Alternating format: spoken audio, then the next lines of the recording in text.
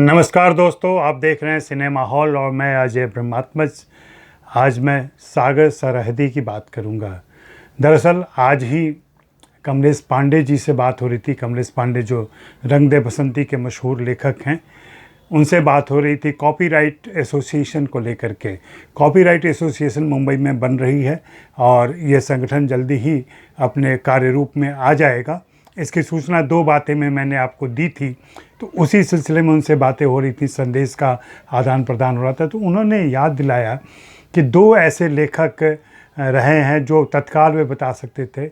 एक सतीश भटनागर, जो अपने अंतिम दिनों में आर्थिक तंगी की वजह से बहुत बुरी हालत में रहे और वैसे ही असामयिक मृत्यु हुई उनकी।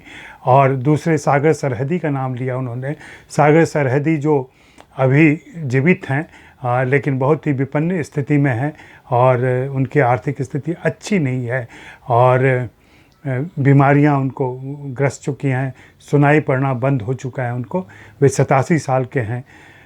सागर सरहदी का जन्म 11 मई 1933 को हुआ था और पाकिस्तान के मनेसरा ज़िला है उसके बफा गांव में, और वहाँ से उनका परिवार 1947 में माइग्रेट किया और वे लोग पहले कश्मीर गए, कश्मीर से दिल्ली आए और दिल्ली से वे अपने बड़े भाई के साथ मुंबई आ गए थे।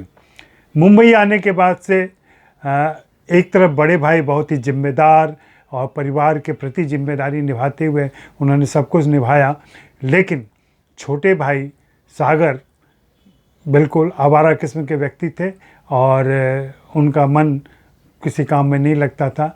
और लेकिन संगत उनकी इप्टा के सदस्यों से हो गई, कैफ़ी आज़मी और तमाम दूसरे शायरों के साथ, और उनके सोहबत में उन्होंने शायरी शुरू कर दी, अफसाने लिखने शुरू कर दिए और धीरे धीरे अपना एक मुकाम बनाया। तो 47 से लेकर 71 24 सालों में उन्होंने अपनी वो जगह बना ली कि उन्हें पहली फिल्म 1971 में बासु भट्टाचार्य की फिल्म थी अनुभव मिली संवाद लेखक के तौर पर। वहाँ से उनकी यात्रा संवाद लेखक के तौर पर शुरू हुई और फिल्मों की राइटिंग की तरफ उनका रुझान था ही। एक उनमें क्रांतिकारिता भी रही है, एक तरफ रोमांटिक रुझान भी रहा है। बहुत ही रोमांटिक किस्म के व्यक्ति हैं वो, और पूरे जीवन के प्रति उनका रोमांस आप देख सकते हैं अगर उनके नज़दीक आप रहे हों कभी। इन दिनों अभी वो अकेले ज़्यादातर अपने ऑफिस में बैठे रहते हैं। वे ऑफिस निरंतर आते हैं, रोज़ाना आते हैं, ऑफिस में आकर बैठे रहते हैं। ऑफिस का दरवाज़ा खुला रहता है, निश्चित समय पर कोई चाय दे जाता है, निश्चित समय पर कुछ पुराने कुछ उनके मुरीद नए सब लड़के आते हैं, उनसे मिलते हैं। वे सुन नहीं पाते हैं लेकिन आपकी मुस्कुराहट, आपकी आंखों की चमक से वे समझ लेते हैं कि आप उनसे कितना प्रेम करते हैं। हाँ, अगर आपने सहानुभूति दिखाई, आपने कोई दया दिखाई अपनी बातों में या अपने व्यवहार में, तो वे आपका हाथ पकड़ लेते हैं और यूँ भींचते हैं और दबाते हैं उसको कि भाई मैं दया का पात्र नहीं हूँ। वास्तव में सागर सरहदी दया का पात्र बिल्कुल नहीं है।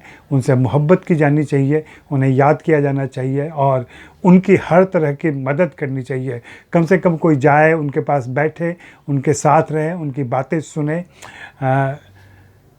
सागर सरहदी को अगर आज की पीढ़ी को बताना हो कि उनकी फ़िल्में कौन सी रही हैं तो मैं बता दूं, ऋतिक रोशन की पहली फ़िल्म कहो न प्यार है और शाहरुख खान की भी पहली फ़िल्म एक तरीके से दीवाना। इन दोनों फिल्मों के संवाद लेखक सागर सरहदी रहे हैं। तो कहीं न कहीं इन दोनों फिल्मों के वजह से जो स्टार चमके, उनके संवाद अदायगी में, संवादों में सागर सरहदी का योगदान रहा है। इसके अलावा उनकी जो बड़ी फिल्में हैं जो लिखी हैं उन्होंने, उसमें कभी कभी, सिलसिला, चांदनी, ये 3 बड़ी फिल्में हैं यशराज फिल्म्स की।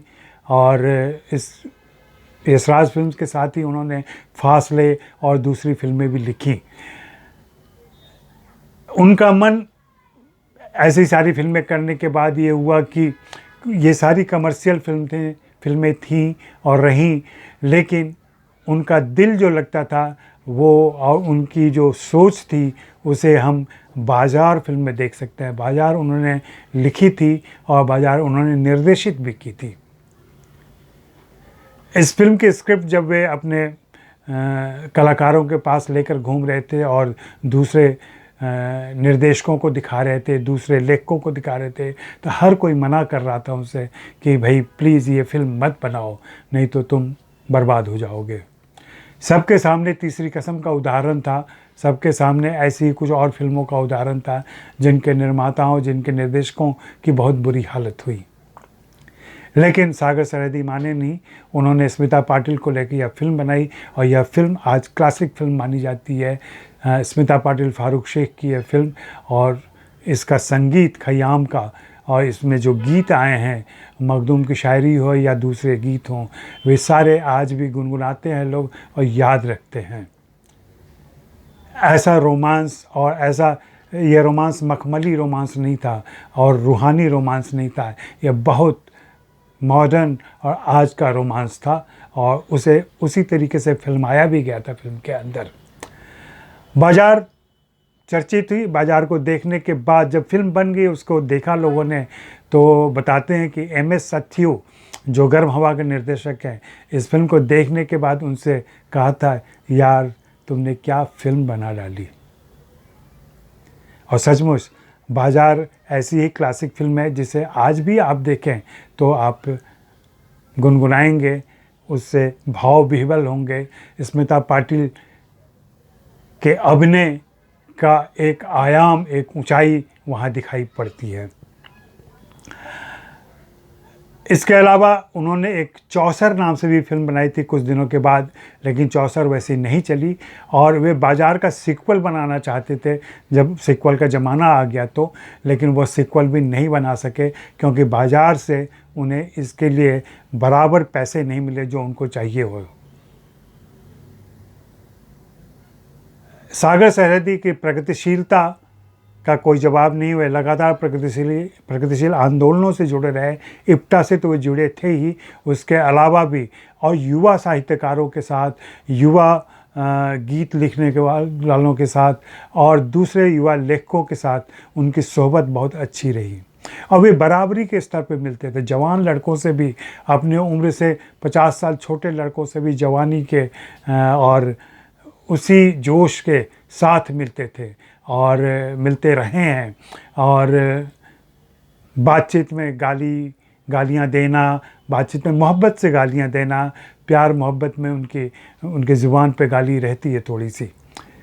और बहुत मशहूर किस्सा है कि उनके पास इतनी किताबें थीं जहाँ से बहुत सारे फिल्म कलाकार, नसरुद्दीन शाह से लेकर बाकी तमाम लोग उनसे किताबें मांग के लाया करते थे, पढ़ते थे और फिर उनको वापस दे जाया करते थे या कुछ नहीं भी देते रहे होंगे। उनके भतीजे हैं रमेश तलवार, वे भी फिल्म निर्देशक हैं, वे भी इप्टा के सक्रिय सदस्य वहाँ नाटक किया करते हैं। इप्टा के और तमाम रंगकर्मी उनके मुरीद रहे हैं और सागर सरहदी का नाम कौन नहीं जानता, सीमा के आर पार के लोग जानते हैं। 2018 में याद है मेरी उनसे जो आखिरी मुलाकात हुई थी, उस मुलाकात में उन्होंने बताया था कि उन्हें उनके गाँव से बुलाया गया है, बफा से, और बफा गांव में एक तख्ती लगी हुई है कि सागर सरहदी यहाँ पे गुल्ली डंडा खेला करते थे। तो पाकिस्तान में अपनी प्रतिभाओं को कदर करने की ये बातें होती रहती हैं और वे बहुत शिद्दत से याद करते हैं अपने गांव से निकली प्रतिभाओं को जो भारत आ गई थी आज़ादी के समय, विभाजन के समय, हिंसा के डर से, मौत के डर से, खौफ से भाग आए थे लोग। लेकिन ये सारी बातें तभी महत्व रखती हैं जब हम लेखकों पर ध्यान देना शुरू करें। मैं बार बार आपसे आग्रह करता हूँ कि जब आप फिल्में देखें तो गौर करें कि उसका लेखक कौन है और फिर उस लेखक की फिल्में देखें। आज इतना ही, फिर मिलूँगा किसी और ऐसी ही हस्ती के साथ, ऐसी ही बातों को लेकर के। शुक्रिया, मेहरबानी, धन्यवाद।